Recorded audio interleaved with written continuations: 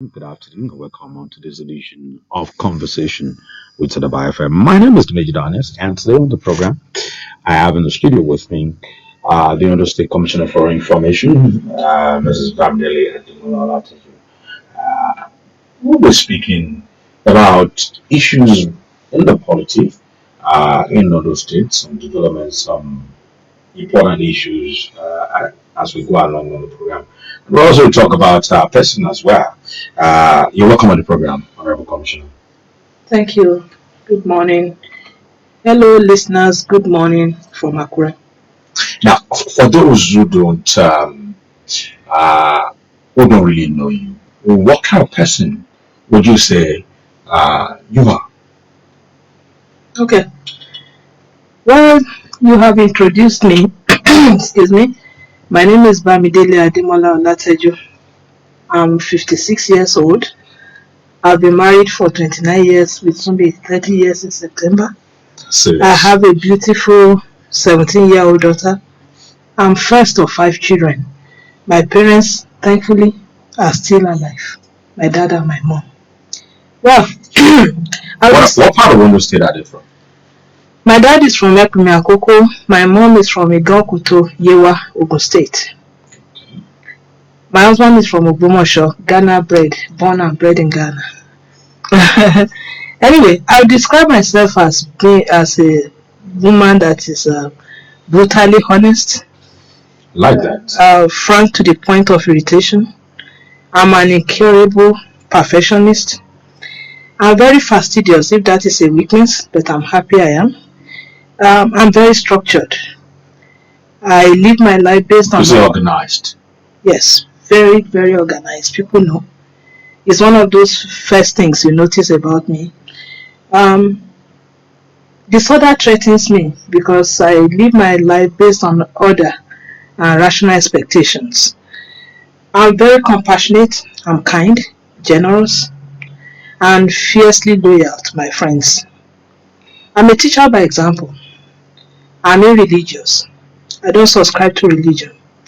I'm painfully You're an adventurous. atheist. I'm not an atheist. Okay, you believe in the existence of God? Yes, but not in religion. But not in religion. I'm a secular humanist. Okay. I would say I'm very adventurous. I'm very principled. And I like to give of myself. That's why I said I'm a teacher by example. And what will I say? I believe privilege ought to count for some good because I think I'm very privileged. And that's why I like to give back. So that's in a nutshell what Bamidele is. Okay. For some people, when you're organized, very organized, some people tend to see it as some people count it as arrogance. Sometimes they believe that it makes you a very difficult person to deal with. Because I've seen people who've had similar experience. Have you experienced that? Have you had people who see you that way? Well, I think people mistake being principled and being confident in oneself as... I'm talking about being organized now. I know. Okay. As being arrogant. But when you are organized, when you are organized, you know what to expect. You can predict with remarkable accuracy your specific outcomes.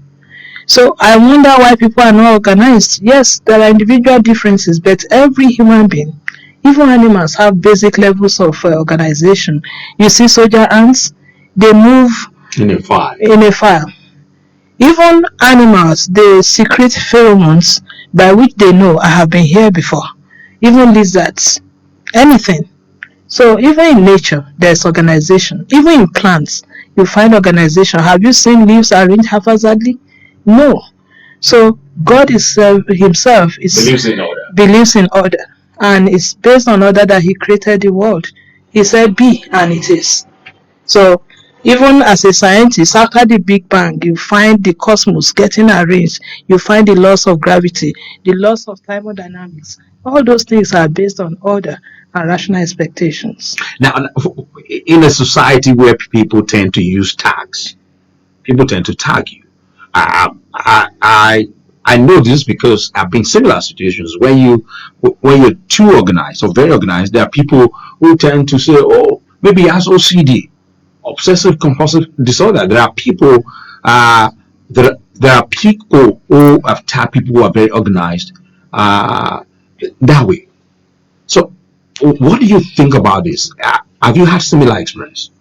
Well, in mathematics and even in computer science, which I have a certificate in, you see, there are arrays. People are comfortable putting people in beings. They are comfortable putting someone in a kind of In a category, box. in a box, in a category. So it's fine. I have said it before. If that is OCD, fine. I'm a perfectionist. I have no apologies about that. All right. Now, moving on.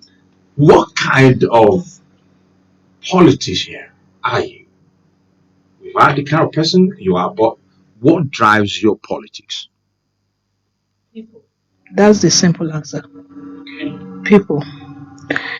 You see, in our time, people tend to think politicians are this irascible, irrational, unpredictable liars and thieves. That's not the kind of politician I am. I am a politician that put people first. I did say to you before that I live my life based on other rational expectations and that I believe privilege ought to count for some good. I know where I'm coming from, and I know where I'm going. And I know that based on certain factors like geography, like accident of birth, I have found myself in this place of privilege. So I'm holding this position in trust for girls, for women, and that is not going to change, and that defines my politics. The love for people, the love for positive change in our society. That's the kind of politician I am. Now, you're a mother and you're a wife. Oftentimes when I listen to women who sound like feminists, who say, I'm doing this, I'm a role model for the girl child, I'm a role model for women. Uh, people tend to, people tend to uh, see them as people who really don't, who want to be the boss in their marriage. What kind of, wh- how do you think a marriage should be structured? Especially when it comes to the issue of gender equality. Well, any marriage, any marriage whatsoever, should be based on love, mutual respect, and understanding. I think my father told me that way back in 1979 when I became a woman, when I started menstruating. And I found that to be an axiomatic truth. It's a self evident thing. When you are in any relationship, if you do not understand who you are dealing with, if you have no mutual respect for the person, if you have no love for the person, that relationship is going to break down. So in the last almost 30 years, or let's say 35 years since I met Ademola Olateju, our relationship, friendship, marriage has been based on love, mutual respect, and understanding. So that's how a marriage should be structured, and that has served us so well in the last 35 years of being friends and later husband and wife. Yes. But do you believe in the, there are men and there are women also who believe in the boss subordinate kind of arrangement in the marriage? Is that the way it should be? No. Or should it be two co-equals? Well, marriage is partnership, isn't it?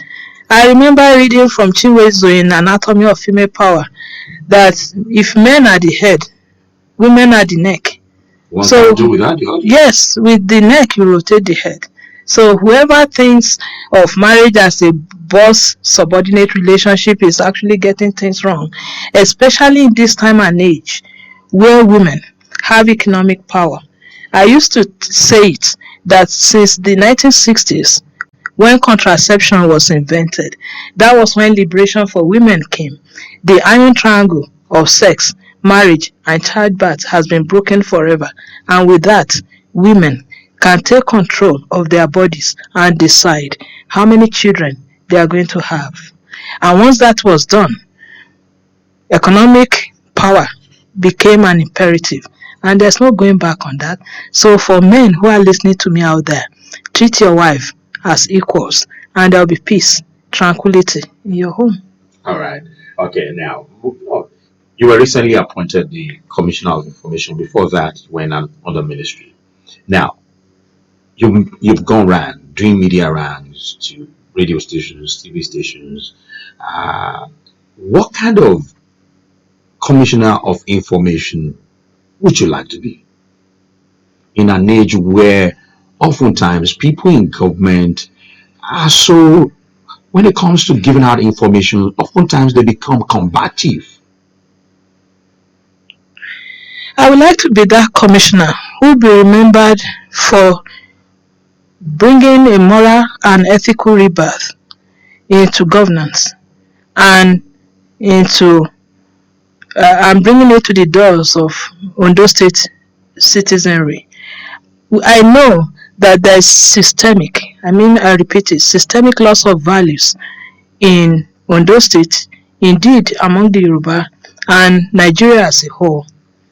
I have studied this issue for a long, long time. I believe it's one of those things that I would like to talk about, that the concept, that individual identity of being an Omoluabi must be brought back. And that's what I'm going to reinforce as Commissioner for Information. I'm going to manage information. I'm going to maintain a very, very cordial, synergistic, symbiotic relationship with the press. But at the same time, I'm going to reform this ministry. I want this ministry repositioned such that we have orientation, mass orientation, especially for our youth. I want the youth to discover themselves, for everybody to have a sense of belonging, to be proud and say, yes, I am Yoruba, or I belong to one of those sub-ethnicities in this Yoruba land. That is what I want to be remembered for. And that's what I'm going to pursue. Now, talking about value reorientation, in a society where there are a lot of vices, especially when it comes to young people, there's the cybercrime aspect of it, there's the what some people call Yahoo Plus, and of course, we know that that involves some kind of rituals. And in a society where the young people do not have economic power as they should have, there are people who believe that it will take a lot of years to bring the young people back from the brink. How do you intend to get this done in Ondo State? Well, these days, a lot of blame goes to the foundation, which is parenting. Parenting is something that when you do it, you don't get the results until after, let's say, 20 to 25 years. And unfortunately, there are no receipts to the exam. Once you fail, you fail spectacularly, because the results come when the child has left the nest and there's little or nothing you can do. So many people rear children like goats these days. We need to begin to send the message out, and we'll begin tomorrow. I don't mean tomorrow as a metaphor. I mean really tomorrow. Tomorrow, this Tuesday. Yes, this Tuesday. You are going to start hearing jingles from our ministry on behalf of Ondo State government that this is what we are going to do. This is how to behave. This is what you should do. This is what you should not do. But because some people fail to impart those things into their children while they were growing up. And you know what the Bible says about raising one's own children, or what the Quran says, or whatever faith you subscribe to. So we are going to take that over and do our best. But most importantly, one of those things that is wrong is education. And I always say that the state of your education today is the state of your economy in 20 years. There are no space for upward mobility in this country. Young people graduate, there are no jobs, and they want to live a good life. So in the process, they find themselves doing all sorts of things like cybercrime. And I believe if the environment is right, whoever has the brain to circumvent, manipulate internet protocol to do Yahoo, definitely that person can be a good programmer. You only need to put them to good use. So in this ministry, we are going to try our best to reorient our youth into the path of ethical life, moral life. Now, how effective do you think that churning out jingles, how effective do you think that could be? Oh well, good question. Because It's why I'm asking written. you that, I know. let me put, why I'm asking you that, in Nigeria, we've seen a lot of campaigns. When Don Aquile was alive, there was the good people, Nigeria, good people, good nation. That one came and we're still here. We've seen a lot of media campaigns like that. How effective do you think this will be? Okay. Yeah. There's a limit to what media campaign can do. I would like to concede to that. But messaging is powerful. And that's why you see during wartime what propaganda can do. We know that when you begin to say something 1,000 times, it begins to stick.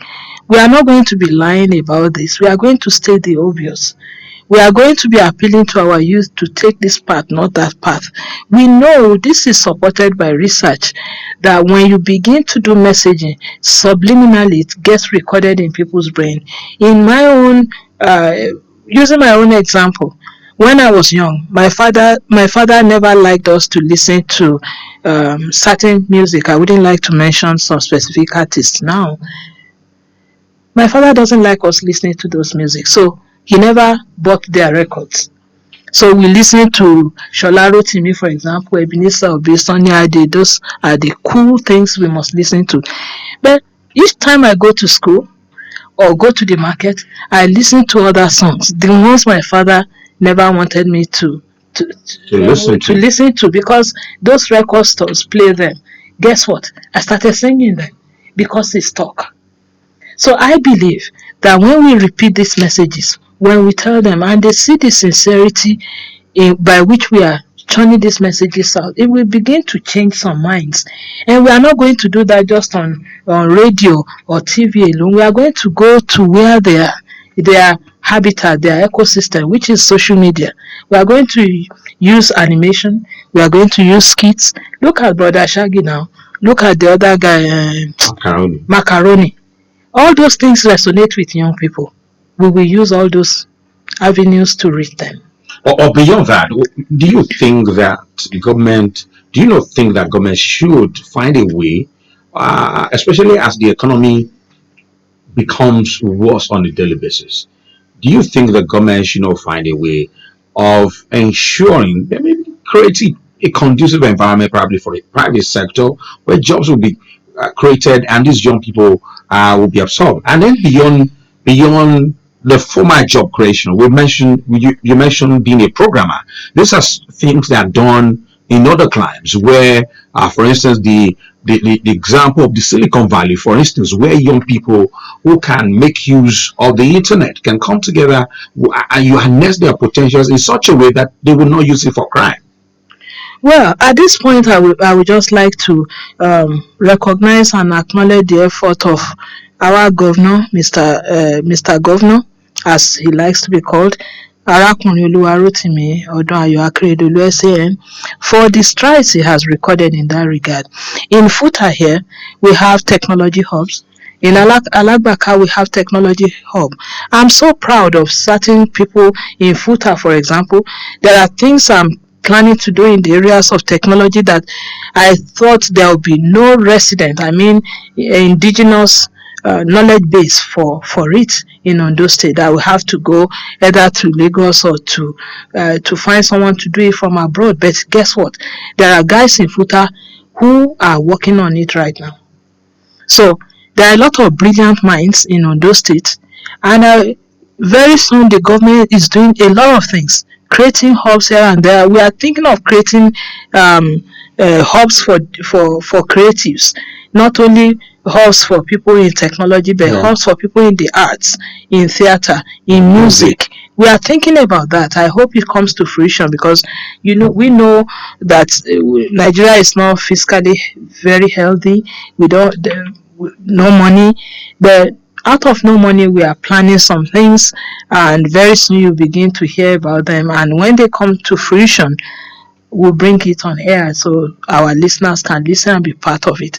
uh, very soon, the First Lady, Arakunrin Betty Anyanwu Akeredolu, is going to be hosting the first black female astronaut to pilot a spacecraft into space. She'll be visiting Ondo State in October.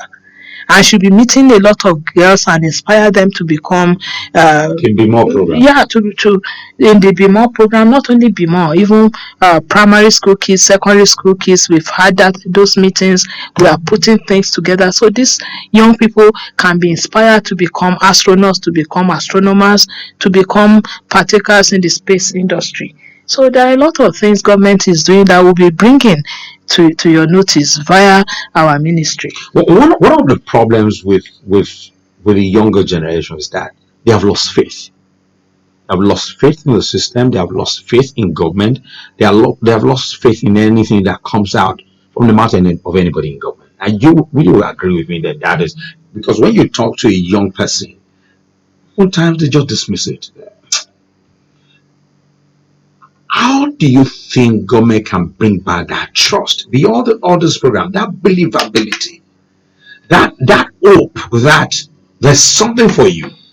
Yeah, you can be better, you can be more, you can do great things. I think it has to do with openness. I witnessed something in the last 48 hours. For example, this Ministry of Information and Orientation, registered a toll-free number. The number became open on Saturday. I put it on my Facebook page, and within 2 hours, calls were coming in. And 98% of people who called, they said, we don't believe government can do it. We are just testing to make sure it's working. Hmm. And I happened to take a lot of those calls because one desk officer was handling the call, and the part of the call comes to me. In the last 48 hours, we fielded over 300 calls. And some people actually called and said, oh, I just want to thank you that you are doing a great job. I just want to thank government. I think it's openness. The people desire openness. We need to bring our case to the Ondo State people. I believe our people are very, very reasonable and understanding. Even when things are bad, we should let them know it's not easy. Please bear with us. We are working at it. If things are good, oh, this is what we have for you. So people can have faith in us. For me, it all has to do with openness. And this ministry, under my leadership and with the full support of Arakunrin Oluwarotimi Odunayo Akeredolu SAN, we are going to do all we can to be open, to let you know what is going on. That's why we have that number. Very soon, who knows, some other numbers can be put out there where people can bring complaints, but specifically that number, I will repeat it before the end of this program, is for you to see something and say something. That security is our collective responsibility. We should not leave everything to government or the security agencies. Being secure with our lives and property is everybody's responsibility. I believe people are reasonable. A lot of people have called us, thanking us, wanting to know if it's actually real. It is real. The government is working, and we are here to tell you what we are doing. Before we go into other issues, there's something that comes to my mind now that I would like to ask you. I don't know if the Ondo State government is aware that teenage prostitution is ongoing around this place. You have young people of secondary school age around what's it called, Alagbaka at night. Is the government aware? And if the government is aware, what has been done about it? Well, before I came into government, I don't know if you know, I've been in advocacy, working, civic leadership. I do know sometimes in 2019 or 2020, I looked at the UNICEF multiple indicator cluster survey mix, and I looked at the data. I noticed Ondo State is leading in unwed teenage mothers. So I'm not surprised about what you said. I don't know about the Alagbaka because I don't really go out. I'm not a night crawler. Once I leave the office, I just go straight home, lock my gate, and be inside. It's something we need to look into. I will make it known to Arabirin and the special advisor on gender and the Women Affairs Commissioner so they can look into it. But I'm not aware of it. Okay. All right. Now, moving on. Let's talk about. I know people are listening to us who want us to talk about salaries. It's a big issue. Those state. I know government continues to say there is no money, but whenever government makes that excuse, people will readily tell you there are states that pay salaries as at point due that are not owing. For instance, whatever is owed in Ekiti is from a carryover from the Fire government, which the Fire administration has paid part of, or Fire has paid up to date. And what really is going on in Ondo State? First off, my ministry is information. I know I you don't speak have. for government. You speak for Yes, I do. you are you are the mouthpiece of this government. Exactly. That's why I'm asking. I don't have access to the books, but I will tell you what I know. Okay. What I know is this: Arakunye has paid the backlog owed by the Mimiko administration. Yes. Yes, and our people have their salaries up to April. We're in August. Yes, I understand. We are in August. We are owing 3 months' salary. You can, at a time we're owing 6 months' salary. And they say you don't pay in full. Let me add that you do have salary. We pay in full. Okay. Now we pay in full. You see, every government wants to be loved by the people. Every government, we are social animals. Every government wants to do right by the people. If we have the money, why won't we pay? We know the economic situation in this country, and the size of Ondo State Civil Service is big, humongous compared to Ekiti State. We have even more permanent secretaries than Oyo State. You know how big Oyo is. Our civil service is big. We are trying to find creative ways to pay this salary. The governor has said it that not a month will be owed by the end of his administration. And I have the belief, the way we are working, that the government will pay this money sooner rather than later. That's why the thing keeps going down, going down, going down. Now it's 3 months. Soon it will be 2 months. Soon it will be 1 month. Soon everything will be paid. It has to do with the fiscal health of the nation. Take a look at it.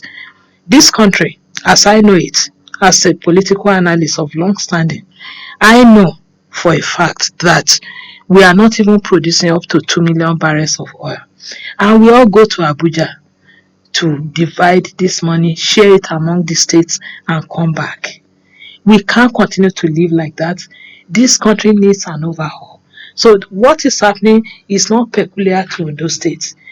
If we pay all the salaries and there's no hospital to go to, the roads are bad, people will still say, oh, they are not doing anything, they are just paying salaries. In this state, probably about 20,000 are government workers. What happens to those who are not earning salaries? What happens to them? Do we leave them and just pay salaries and leave everything undone? So the government is between the rock and the hard place, trying to juggle and find the balance of what should we do? How do we do a bit of infrastructure and still pay salaries? How do we juggle all these things? Those are the dilemma the government is facing. And I believe as time goes on, for example, we are increasing our revenue base all the time despite the constraints. ODRS is doing a fantastic job trying to raise our IGR. Those are the things we are doing to make sure we make this state a beautiful state to live and invest in. Would you, the inability of some states not to pay salaries as I went due, would you chalk it up to the lack of creativity on the part of governors? There are people who have said that, for instance, Ondo State is so blessed. There are so many things that Ondo State could tap into to make money beyond the federal allocation, the monthly handout from Abuja. There are things that could be done, but oftentimes, most states, many of the states rely on what they get from Abuja on a monthly basis. Beyond IGR, there are things that the states can tap into. Why has Ondo State not been able to? For instance, many of its God-given mineral resources. Why has Ondo State not been able to do this? Why has Ondo State not been able to attract more? I know that government keeps talking about the lean industrial area. Why has Ondo State, in spite of its many potentials, not been able to attract more investors, to attract businesses? Okay, the kind of federal structure we run is defective I know. and very tyrannical. When you want to do mining, that's when you encounter a lot of things. You have to go to Abuja to get license to do what is in your backyard. Yeah. All these things are the issues Nigeria has to face as a collective. And talking about the industrial park at Ore, what is going on is that there's problem with foreign direct investment in this country. Right now, a lot of companies are leaving because they can't even repatriate their profits. Nigeria has a fundamental and a structural problem. Apart from the fact that over reliance on oil, we have to think. We have to depend on taxes, depend on our own resources. We have to champion managing our own resources. You can see what happened in the area of security, how hard it was fought from above. Because everything is about federal government, federal government. How can federal government think they can manage all these things? Why not decentralize all this and let people determine their own destiny? There's a limit to how much you can tax people. People complain of double taxation here and there. We can't. This is basically right now a civil service state. I agree we have to diversify into many areas, and we are trying. We are making use of our granite. You can see some places along Ondo where they are cutting granite. We are doing our best, and we'll continue to look for creative ways to improve our internally generated revenue. But the truth is, the way the federal structure, that's something that we all know is designed. It's not favorable to the states. So the states are just feeding bottle states, hoping to take milk from the mama up there. Oh, there was this video I saw on the social media about logs of wood being moved out of forest in Ondo State. Is that being done by government, or because I know that the administration there should be a subsisting ban on going to the forest? Is that being done by government? I don't have specific information on that. I will have to get back to you on that. I believe our forests should be managed well. We are all fighting the issues of climate change these days. We know a lot of things happening, seeing caution here and there.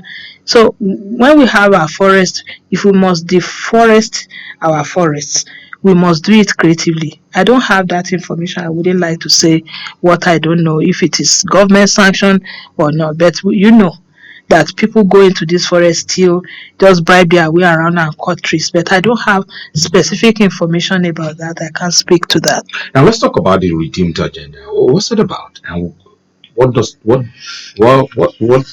the benefits for the people of Ondo State? Okay, I know, every government comes with a policy trust. Okay, when we came in, this redeem agenda was done early last year, and it's about looking at what can we do as a government that will impact people directly. The We have several thematic areas in the areas of uh, education, energy, health, security. So the government found an acronym to put it together in a way that is relatable, that we can all understand. The first one is rural and agricultural development. We know what that is. That we have to invest in this area to be able to compete as a state. and generate revenue for our people. First of all, one of those things is that improve service delivery, increase revenue generation. We believe if we improve our service delivery, we'll be able to generate money and people will be happy to pay. For example, if there's electricity, if we put money and resources into power generation and there's power, people will be ready to pay for power instead of buying diesel. I know the cost of diesel is biting everybody so hard these days. We talk about education, which is the second item in the Redeem agenda, development through infrastructure. You can see the Ore Industrial Park, you can see that flyover, construction of roads, and etc. Efficient service delivery. That's what brought me here. This is a new focus. I'm trying to go to all the media houses, talking to them about what the government is doing and what we will be doing differently. That's still part of the agenda. Effective healthcare is still part of the Redeem agenda. How do we deliver healthcare to our people at a reasonable rate? Because a healthy citizenry is the one that will pay taxes and make the state livable for others. So that's what we are doing. Then maintenance of law and order. Everybody in this country, even abroad, has been commending Arakunrin Oluwarotimi Odunayo Akeredolu on the issue of security as the generalissimo of Amotekun, because he believes that we cannot survive with a centralized police, that policing should be multi-level, and that states should take their destiny in their own hands, because the primary aim of government is to secure lives and property. So maintenance of law and order is part of the redeemed agenda. Then energy, mining, and industries, infrastructure industries. You can see the Arakuni created a separate ministry for mining and energy, part of the agenda. Then digital revolution. There are a lot of things happening in the digital revolution area. We are trying to modernize our operations. At the same time, encourage young people to go into STEM related studies. Okay. I mentioned Alagbaka Innovation Hub, I mentioned FUTA. A lot of young people are learning how to code and they are finding expression in the areas of technology. We are committed to doing more in that regard. Young people who are listening now who are interested, what does it take them to be part of this? It doesn't take anything. If you have the skills, just join these innovative hubs, go and register there and be part of upcoming young programmers. There in FUTA, I know there are Sabi programmers. There are a lot of small people pulling themselves together with similar skills to sell whatever they are developing into the world. Now let's talk about monkeypox. I think there are about 157 cases now across the country, and Ondo State has been listed as one of the states where monkeypox is. I don't want to use the word ravage, but what person has died in Ondo State is in the papers. Ondo State has recorded one death from monkeypox. What is the government doing about it? Because I know when there was a breakout of COVID, of Lassa, there were a lot of jingles done by the Ondo State government, officials of government. The late commissioner, God rest his soul, was on radio, on TV, talking to people about what to do, what not to do, how to prevent this, what to avoid, what not to avoid, and all of that. It seems that there's a lot of quietness about this monkeypox. I was talking to my people at the editorial meeting today, and someone even told me I don't, that she doesn't really know anything about monkeypox, and it's a reality. What is government doing about making people aware and making people do what they are not supposed? Maybe ensuring that people do not do what they, do what they are not supposed, what they are supposed to do to avoid infection. Oh, I would like to admit that I'm unaware of that. Actually, yesterday while in my office and I was looking at someone who is infected by monkeypox, immediately I'm like, oh God, before this thing gets here, we have to do something. Is there? Now that I know it's here, we are going to move very fast. As I'm getting out of this studio, we will have a meeting and I will send a message to the governor. We'll get on it right away. I I will talk to Dr. Banji Ajaka, the Commissioner for Information. He might have the details of the Special Advisor on Health, Professor Fadu Ile, that what are they doing about it, what is going on.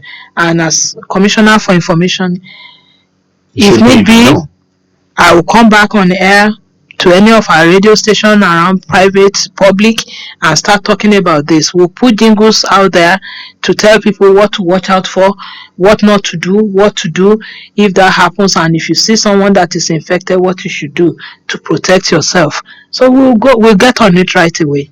Now let's talk about CCTV. The Ondo State government announced that businesses, churches, public places should have CCTV, which is a good thing. It's done in developed climes.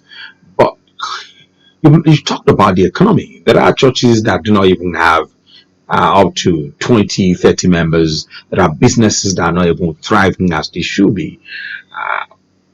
Don't you think this will be constraints, economic constraints would affect the implementation of this project, as laudable as it is? Well, is there any price on human life?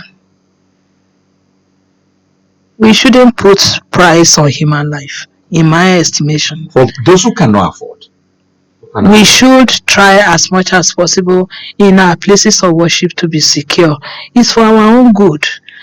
I understand how the times are hard. Yes, everybody is feeling it no matter what. The degree might be different, but I strongly support us having CCTV.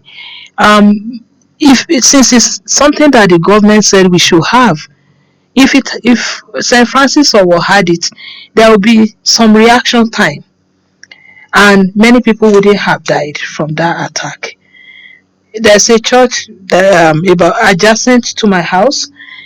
There are armed guards in front. I don't know if they have their CCTV yet. We should all procure this. It's for our own good. We understand that times are hard. We understand that. But there shouldn't be any compromise on safety of human life. That's what we should consider. We shouldn't say, oh, because it's expensive, we can't get it. When people die, there's no price you can put on that. That is my position. We should try all we can to secure our places of worship. How well has government implemented this in government buildings? I'm not talking about the interior. I know many of the ministries, especially the interior, so many of the commissioners' offices, they have CCTV. I'm talking about exteriors now. Some of these buildings, some of these government buildings. How well has government implemented this in some of the buildings, not just the government? I don't have information on that, so I wouldn't like to. What about your ministry? My ministry, well, my office I know. has CCTV. And what about the exterior? We don't have yet, but I believe the infrastructure people are working on it, but we don't have one yet. All right, let's talk about waste disposal, the culture of waste disposal in Ondo State. It appears it has gotten terrible, much more. Was under this administration. I know there's an arrangement, maybe a private organization for waste disposal and all of that. But if you go around Akure, especially when it rains, it's sometimes I know we've done several reports about that same issue here on the FM. Sometimes it becomes very, very serious. What is the administration doing about this? If the people that are contracted to handle it are not doing it, why are they not fired? I think the people should report in their areas who the vendor or whoever is responsible is. For example, in my street, many times I have to ask my assistant to call and ask, when are you coming to take the waste? The governor cannot be everywhere. This kind of things, it's shouldn't they know? Should they be called before they do their job? They shouldn't be called. That's what I'm saying. The governor cannot be everywhere. They have been given a mandate. They are not doing it. Why are they not sacked? Why are they not fired? The governor can't know everything. Unfortunately, I don't have the facts, but I think there's a bit of lax because there's a change in portfolio, and someone was moved from physical planning. Maybe that Even affected something. Before now, I don't have that information. You should know too that I'm new in the saddle. I'm just 7 months in the saddle. I wasn't here in 2020, 2021, but I know that many of these people are dropping the ball. They are dropping the ball. They are not doing what they are supposed to do. The governor can't be everywhere. They have been delegated to pick this trash. Why are they not picking it? It's something that we have to. I don't know. To look at. Can government also find a way of educating the people? Because oftentimes you find people, whenever they see a sign of that it's going to rain, they bring out their waste and dump it in the gutters, in the drainages, clogging the drainages and all that. There should be sanctions. There should be punitive measures for people who do this. What is government doing about this? Punitive measures for. You see, we say government this, government that, government this, government that. Where is collective responsibility? That's what I'm saying. Where is individual responsibility? If it's been talked about and people are not, why do Nigerians go outside Nigeria and behave themselves? Yes.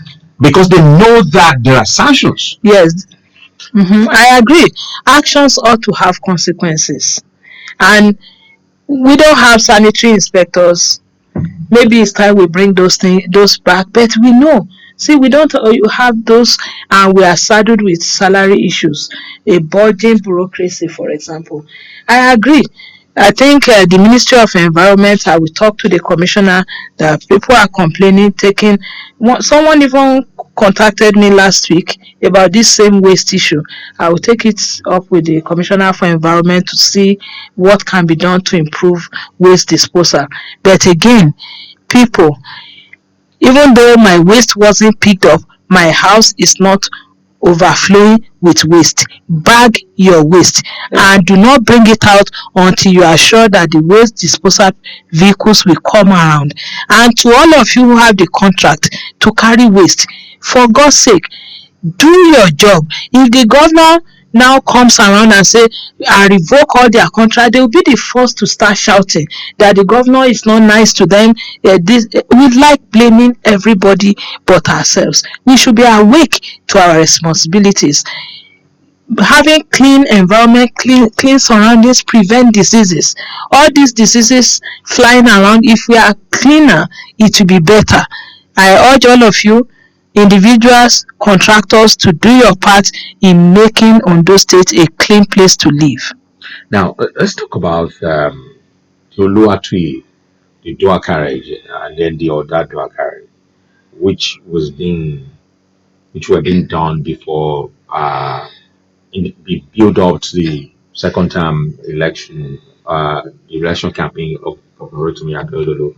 But these roads have been abandoned. I've interacted with people who say that Rotimi Akeredolu was just put a fast one on the people, and that since he got re-elected, these roads have been abandoned. I was on one of those roads, the Oluwatu Road, on Friday and on Thursday, and you should see what motorists go through on some of these on these roads. What is the situation? Why have those roads been abandoned? Last Thursday, when the new head of service was being sworn in, the governor mentioned that other road specifically. He even joked about it that someone was living there and said, "What are you doing about other road?" And he said, "Do you want me to pay salaries or do the other road?" He said, "Do the road." He joked that because that person was living along. Yeah, he made a joke out of it. The governor will work on that road. He has said it himself. So this is about resources. We are trying to be creative with the little we have. A country producing about 1.2 million barrels of oil for 210 million people. That's why we are in trouble. You know the rate at which we are servicing our debt is even more than our expenditure. So the little money that comes to the state, we have to think, where do we put this money? That is what is going on. It's not that the government is unfeeling or the money is there, they just don't want to spend it. That is not true. The government is doing all it can, and that road will be You done. know why some people are concerned that government may not be cutting waste, or government may not be prioritizing what is important. I remember there was a time we interviewed the governor, and the issue of maybe the new government house was brought up, and all of that. People believe that rather than build a new government house when there is already one, why not spend this money on infrastructure and payment of salaries? Honestly, you know, have you been to other states to see their government house? Do Do you, you do you think workers care? Because oh, some of this government house, like the Ondo State government house, for instance, if an Ondo State worker, civil servant, walks into that place, somebody who has not gotten his salary for May, for June, for July, and you try convincing him or her that we're building a new government house, and you ask the same question you just asked me now: have you been to other government? You think that that civil servant will be convinced? you Because as see, far as some of them are concerned, that place is a palace. oh, please. I'm Look, I'm just being real with you. I'm telling you what me people too. are saying. It's just that look at this place, this studio we are in. If not for the acoustic things you put for sound not to for this place to be soundproof, this is twice this size. Is the size of the governor's sitting room, which I have been. It looks like a prefabricated something to me. I've been to Ekiti State Government House, to other government house. That is not a befitting government house. Why not do True, true, structuring? true. To do Instead what? of building a new one, why not restructure? Do you know that building? I've That been there. building is a loft. Even architecturally, I can't describe what it is. It's like a structure. It's like an experimental structure. That was already done. Yeah, holiday, exactly. Thank you for bringing that. It doesn't look like a bungalow. It doesn't look like a story building. It looks like a bad experiment. That's what it looks like. It looks like things just cobbled together here and there, just so the governor can have a place to stay. Lazy. Let's be real. The It's not about the governor. It's about the seat of government. It's about where our governor stays. It's about image.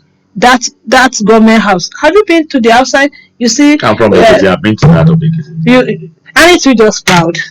Aren't you just proud of your government house in Ekiti?